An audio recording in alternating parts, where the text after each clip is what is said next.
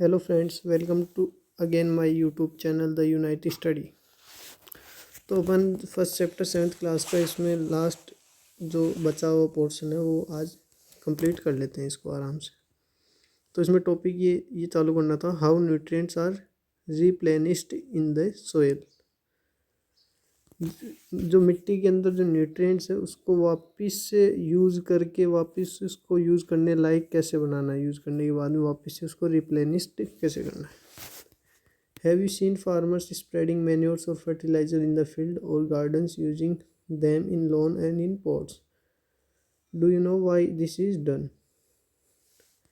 जो फार्मर्स होते हैं, किसान लोग, जो खेत के अंदर केमिकल जो यूज़ करते हैं, पेस्टिसाइड, इंसेक्टिसाइड, फर्टिलाइजर्स वगैरह, मैन्योर, खाद, और गार्डन्स के अंदर, लॉन के अंदर जो खाद मैन्योर डालते हैं वो क्यों यूज़ करते हैं, और आपने देखा ही होगा ये किस लिए करते हैं। ये उनकी न्यूट्रिएंट्स की डेफिशिएंसी को पूरा करने के लिए कि उनके ग्रोथ के अंदर पूरी हेल्प हो प्लांट की। You learn that plant absorb minerals and nutrient from the soil, so their amounts in the soil keep on declining. Plant soil से न्यूट्रिएंट्स लगातार यूज़ करता रहता है, तो उससे क्या है कि न्यूट्रिएंट की अमाउंट सोइल के अंदर डिक्रीज हो जाती है। Fertilizers and manures contain nutrients such as nitrogen, potassium, phosphorus।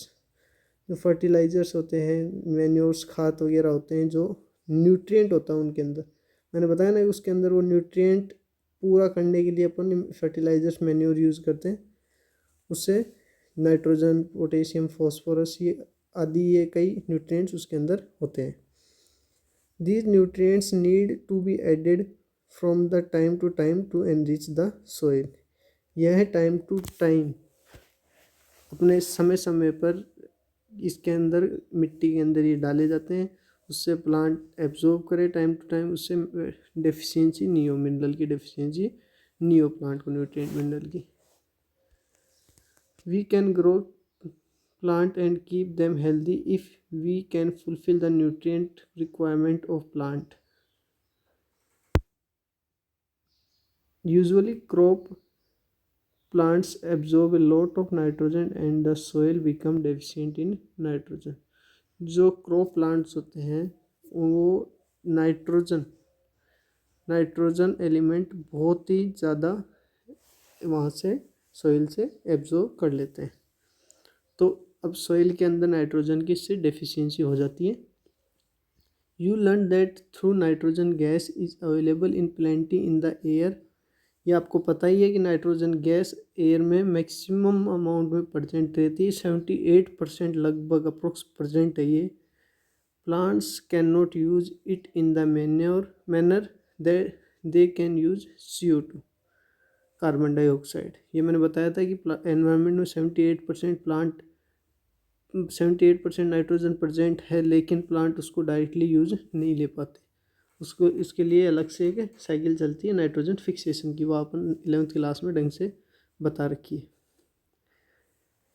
उसके can not use it in a manner they can use CO2, उसकी जगह वो CO2 को यूज़ कर सकते हैं, वो नाइट्रोजन नहीं ले सकते सीधा। They need nitrogen in A soluble form, वह नाइट्रोजन को सोल्यूबल फॉर्म, मिक्सेबल फॉर्म में चाहिए होती है उनको। The bacterium called rhizobium can take atmospheric nitrogen and convert it into a usable form। Rhizobium he bacteria है जो लास्ट वीडियो के अंदर बताया था कि जो नाइट्रोजन फिक्सेशन के लिए बैक्टीरिया काम आते हैं।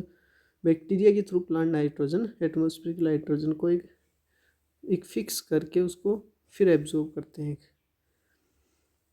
यूजेबल फॉर्म के अंदर। But rhizobium can not make its own food, लेकिन राइजोबियम अपना फूड खुद नहीं बनाता। So it often lives in the root of gram, pea, moong, beans and other legumes and provide them with nitrogen. ये nodule plant होते हैं, नोडुलेटेड। ये ग्राम, P और जो लेग्यूमिनेसी फैमिली के अंदर आते हैं, ग्राम, पीज, मूंग, बीन, ये इनके अंदर रूट के अंदर रहते हैं, जो ये हेल्प करते हैं नाइट्रोजन को। राइजोबियम हेल्प करता है नाइट्रोजन को फिक्स करके और प्लांट के अंदर उसकी डेफिशिएंसी ना होने दें। In return, the plants provide food and shelter to the bacteria. They thus have a symbiotic relationship. अपना बैक्टीरिया ने तो उसको नाइट्रोजन फिक्स करके उसको दे दी, पर प्लांट उसको बदले में उसको फूड एंड शेल्टर प्रोवाइड करेगा। तो ये एक सिम्बायोटिक रिलेशन हो गया इन दोनों के बीच में, आपस में दोनों की हेल्प हो रही है और उससे सिम्बायोटिक रिलेशनशिप हो गया इनका। This association is of great significance for the farmer. ये है सिग्निफिकेंस है ये फार्मर्स के लिए बहुत ही अच्छा इस एसोसिएशन से, जो प्लांट की भी कोई नाइट्रोजन डेफिशिएंसी नहीं होने देंगे और वो अपना खुद का भी फूड और शेल्टर प्लांट से ले लेते हैं। They can reduce the use of nitrogenous fertilizer where legumes plants are grown. जहाँ लेग्यूम प्लांट ग्रोन होते हैं वहाँ पे ये डेफिशिएंसी को नाइट्रोजन फर्टिलाइजर्स को यूज रिड्यूस कर देते हैं। अब नेक्स्ट है मोस्ट ऑफ द पल्सेस जैसे dal are obtain from the leguminous plant. ये अपने को ये अपने 11th चैप्टर में आ जाएगा, मॉर्फोलॉजी चैप्टर के अंदर, कि जो दाल वगैरह है वो लेग्यूमिनस से प्लांट से ऑब्टेन्ड होती है, pulses maximum. In this chapter you learn that most of the plant are autotrophs. अब इस चैप्टर में अपने पढ़ाई मैक्सिमम प्लांट्स ऑटोट्रोप है, जो अपना खुद ही फूड तैयार करते हैं। Only a few plants are parasitic और सेप्रोफाइटिक। कुछ ही प्लांट जो पैरासिटिक हैं, कस्कुटा अपने एग्जांपल देखा था, और सेप्रोफाइटिक मशरूम वगैरह ये अपने पीछे एग्जांपल देखे थे। सेप्रोफाइटिक है, पैरासिटिक और सेप्रोफाइटिक डेड और डिकेइंग पे डिपेंड रहता है, और पैरासाइट अपने होस्ट के ऊपर डिपेंड रहता है। They derive nutrition from other organism, ये अपने बाद डिस्कस कर ही लिया। All animals are categorized as heterotrophs, hence they depend on plants and other animal for food. जो सभी एनिमल्स हैं वो हेटरोट्रोफ के अंदर कैटेगराइज होते हैं, क्योंकि वो दूसरे के ऊपर डिपेंड रहते हैं, या तो प्लांट पे रहेंगे या अदर एनिमल पे डिपेंड रहते हैं फूड के लिए। Can we see that insectivorous plants are partial heterotroph. अभी क्वेश्चन पूछ लिया कि अपन क्या ऐसे कह सकते हैं कि इंसेक्टिवोरस प्लांट्स आर पार्शियल हेटरोट्रोप्स।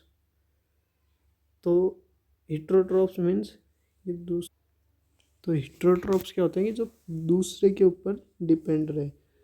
ये इंसेक्टिवोरस प्लांट होते हैं, अपने को पता है कि ऐसी जगह ग्रो होते हैं जहाँ पे वाइटल न्यूट्रिएंट्स जैसे नाइट्रोजन की डेफिशिएंसी होती है, ऐसी जगह ग्रो होते हैं। फिर इसको न्यूट्रिएंट्स नाइट्रोजन की कमी पूरी करने के लिए ये अपने इंसेक्ट अंदर लेता है और डाइजेस्ट करता है। तो ये पार्शियल हेटरोट्रोप्स होते हैं, इनको अपन पार्शियल हेटरोट्रोप कह सकते हैं। अब नीचे क्या है, कीवर्ड्स हैं। ऑटोट्रोफिक, जो अपना फूड खुद बनाते हैं। क्लोरोफिल, एक ग्रीन पिगमेंट होता है प्लांट के अंदर जो सनलाइट को कैप्चर करता है। और फोटोसिंथेसिस प्रोसेस होती है। हेटरोट्रोप्स जो दूसरे के ऊपर डिपेंड रहता है फूड के लिए। होस्ट, जैसे कोई कस्कुटा प्लांट है वो दूसरे प्लांट के ऊपर था, तो जिस प्लांट के ऊपर रहता था वो उसको होस्ट कहते हैं। इंसेक्टिवोरस जो इंसेक्ट को खाते हैं। न्यूट्रिएंट अपने देखे थे, न्यूट्रिशन पता है, process by which nutrient is absorbed is called nutrition. Parasite देख लिया, फोटोसिंथेसिस प्रोसेस पता है। सेप्रोट्रोप्स देखा है अपने। सेप्रोट्रोप्स तो उनको बोलेंगे जो सेप्रोट्रोफिक मोड को यूज़ करते हैं। सेप्रोट्रोफिक वो है कि जो डेड एंड डिकेइंग मैटर पे जो ग्रो होते हैं उनको। इनमें एक बहुत बड़ा मेजर फ़र्क है। सेप्रोट्रोप्स तो एनिमल्स होंगे जो भी ऑर्गेनिज्म है जो सेप्रोट्रोफिक मोड यूज़ करते हैं। सेप्रोट्रोफिक एक प्रोसेस है। प्रोसेस तो क्या है, वो एक जो डेड एंड डिकेइंग पे ग्रो करते हैं। स्टोमेटा, ये ट्रांसपिरेशन प्लांट के अंदर हेल्प करते हैं, इसके थ्रू ट्रांसपिरेशन होता है वाटर लॉस। तो नीचे ये ग्रीन ब्लू बॉक्स के अंदर दिया हुआ है, ये मेन जो समरी आ गई चैप्टर की, ये भी एक बार कवर कर लेते हैं अपन। What you have learned, all organism need food and utilize it to get energy for growth and maintenance of their body. सभी ऑर्गेनिज्म को फूड रिक्वायरमेंट है अपनी एनर्जी लेने के लिए, for growth and maintenance of the body. Green plants synthesize food for themselves by the process of photosynthesis, they are autotrophs. अब अपन ये समरी कवर कर रहे हैं, इससे अपना पूरे चैप्टर का एक समराइज होके एक छोटा सा पार्ट में हो जाएगा। ये जैसे कुछ छोटे से पैराग्राफ में चैप्टर समराइज हो जाएगा। इसमें आप इसको ध्यान से पढ़ना, पूरे चैप्टर का समरी है एक तरह की। ग्रीन प्लांट्स अपना फूड खुद बनाते हैं, तो उस प्रोसेस, किस प्रोसेस से? फोटोसिंथेसिस प्रोसेस से। तो ये क्या है? Autotrophs. Plant like cuscuta are parasite, ये मैंने बताया, कस्कुटा प्लांट पैरासाइट है। They take food from the host plant, से अपना फूड लेते हैं। Plant use simple chemical substance like CO2, water and minerals for the synthesis of food. ये question पूछ लेंगे कि प्लांट क्या यूज़ करते हैं फूड सिंथेसिस के लिए? CO2, H2O and minerals. Chlorophyll, water, CO2 and sunlight are essential for requirement for photosynthesis.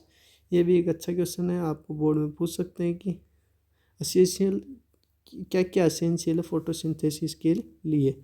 तो क्लोरोफिल पिगमेंट, ग्रीन कलर का pigment, water, CO2 and sunlight, ये ज़रूरी है, ये याद रखना अपने को। Complex chemical substances such as carbohydrate are the products of photosynthesis. Complex substances such as carbohydrate, ये जो कार्बोहाइड्रेट है वो प्रोडक्ट है फोटोसिंथेसिस का। Solar energy is absorb by the chlorophyll present in leaves और प्लांट। सोलर एनर्जी को chlorophyll absorb करता है, ये बताया था। ग्रीन कलर का pigment. Oxygen is produce during photosynthesis. Photosynthesis process के दौरान ऑक्सीजन रिलीज होती है। ये अपन चैप्टर क्लास 11th के अंदर जो फिजियोलॉजी, प्लांट फिजियोलॉजी यूनिट के अंदर आ जाएगा photosynthesis chapter. Oxygen released in photosynthesis is utilized by living organism for their survival. Plants oxygen release करते हैं तो अपन उसको सांस इनहेल करते हैं और रेस्पिरेशन होता है। तो यही बता रहे लिविंग ऑर्गेनिज्म से यूज़ की जाती है वो oxygen. Many of fungi derive nutrition from dead and decaying matter, they are saprotrophs. Fungi, जो मैनी फंजाई है जो ऑर्गेनिज्म, उसको तो सेप्रोट्रोप्स बोले, प्रोसेस सेप्रोट्रोफिक।